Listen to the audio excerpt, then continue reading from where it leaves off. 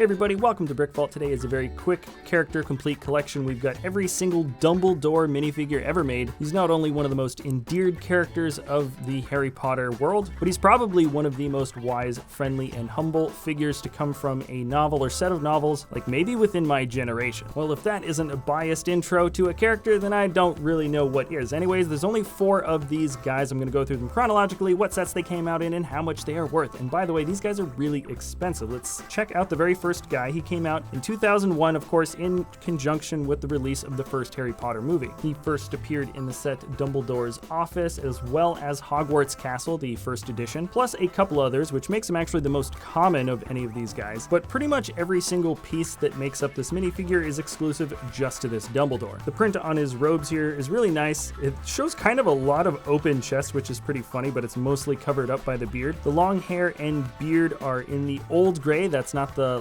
newer light bluish gray. And the expression on his face looks somewhat tired, but of course very friendly, just like the character. This is the only time a cape has ever been made in purple. And also just a note to people who sell minifigs with capes on Bricklink, please put them in some sort of a flat container because they get kinked up in the mailing process. Anyways, this guy brand new, mint condition, goes for a minimum of $15, but that's pretty expected considering these parts don't actually come on any other character than just this Dumbledore. Now the next version of this guy is pretty simple. He came out back in 2004 with the Prisoner of Azkaban movie release, and his only appearance, single only appearance, was in the Hogwarts Castle. This is the second edition now. As a technicality, the print for the body and the face are exactly the same, but they have just been cast onto different colors. So the flesh face is now flesh instead of yellow toned, and the purple is slightly more pink or more vibrant or something. It's a different type of color, and I think the funniest aspect about this whole guy is that they kept the exact same print. And when I mean the exact same one, it is still a yellow chest underneath the beard. I suppose Lego figured it's still pretty much always covered up, so they didn't have to update the flesh tone. But I think that sort of funny mistake and the fact that this unique set of prints is only found on a single version of Dumbledore from a pretty large expensive set makes him incredibly hard to find, and he is a minimum of $42. Now that is one hefty price to pay for just a single fig. Let's move down to 2005, just 1 year later, and with the release of the Goblet of Fire came our third Dumbledore, and of course his biggest change, or pretty much only change, is that he is now in a sort of more practical kind of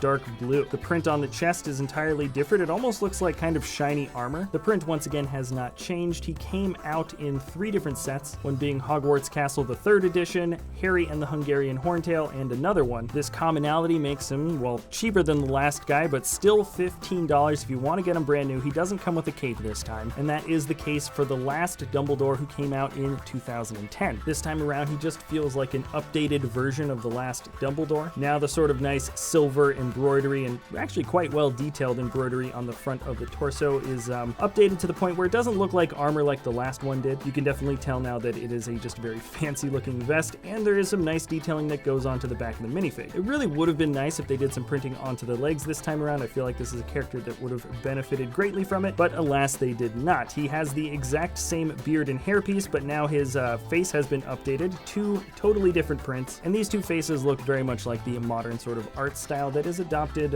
even today. This Dumbledore is $18, just coming out in this last really big Hogwarts set, and now we're looking at the entire collection altogether. Just 4 minifigs, and in the 9 years he was produced, he's actually got a decent amount of changes and sort of evolutions to the character. If Lego were to make more Harry Potter sets or figs in the future, it would be nice to get a Dumbledore with the sort of destroyed arm. It's a little bit dark, but I think it would be kind of cool to get a version of that character. And if you guys have any ideas about another collection video you want to see us do in the future, please let me know. And thanks a lot for watching, and we'll see you next time at Brickvault.